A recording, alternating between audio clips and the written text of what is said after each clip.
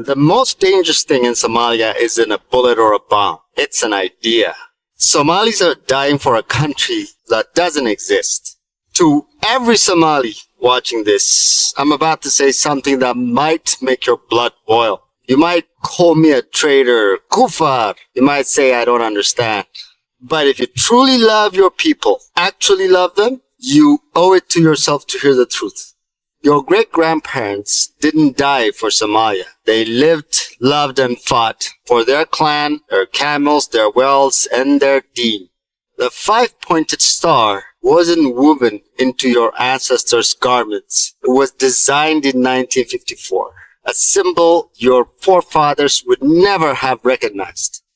Here is the reality of the last 30 years. 500,000 dead from famine, of which 250,000 are children under 5. Babies. Another 500,000 dead as a direct result of war. Right now you have 5 million starving, 2 million kids malnourished. 4 million are living as internal refugees while another 2 million have fled the country. Somalia is 191st out of 191 countries in healthcare quality, and nearly half the population lives in extreme poverty.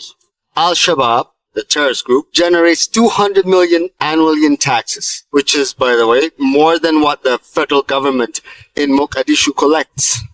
And instead of fixing this, Somalis are too busy fighting for a unified nation, blaming everyone but themselves for this catastrophe. Somalia has the longest coastline in Africa, but you don't own it. You don't have a navy to protect her waters. Chinese fishermen and foreign fleets are scraping your seabed clean, stealing over $300 million in fish every single year. And others throw toxic waste in your shores. Your children may never fish again. And then there are your allies. Turkey is salivating over Somalia's offshore oil, signing deals that give them the lion's share of your wealth, while they play protector. Egypt isn't your friend. They are using you as a pawn, a convenient military base to threaten Ethiopia over a dam. They don't care. You want to talk about one people? Let's talk about the Germans. A century ago, they had the same toxic idea. One Germany, one people, one leader. It led them to the most horrific wars in human history, left their cities in ashes. But look at them now. Today, German-speaking people live in Germany, Austria, Switzerland, Belgium. They are separate. They are sovereign. And they are some of the wealthiest, most successful people on earth. You don't need to live under one roof to be one people. Why can't Somalis do that?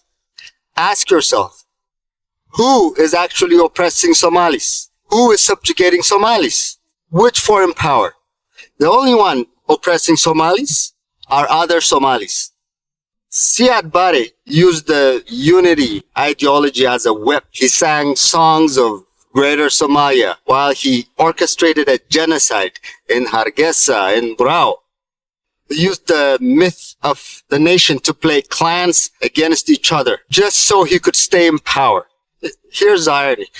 Somalis are some of the hardest working, most ballsy people on this planet. You see them in London, in Minneapolis, in Dubai, in Nairobi, running huge businesses. And Somalis are successful, brilliant, unstoppable. So why does one Somalia keep failing?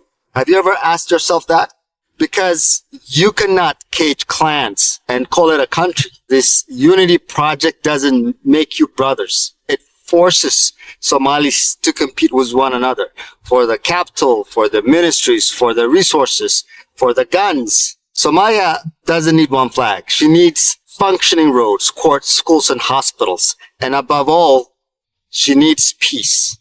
Let the blue flag die with the generation that believed in it.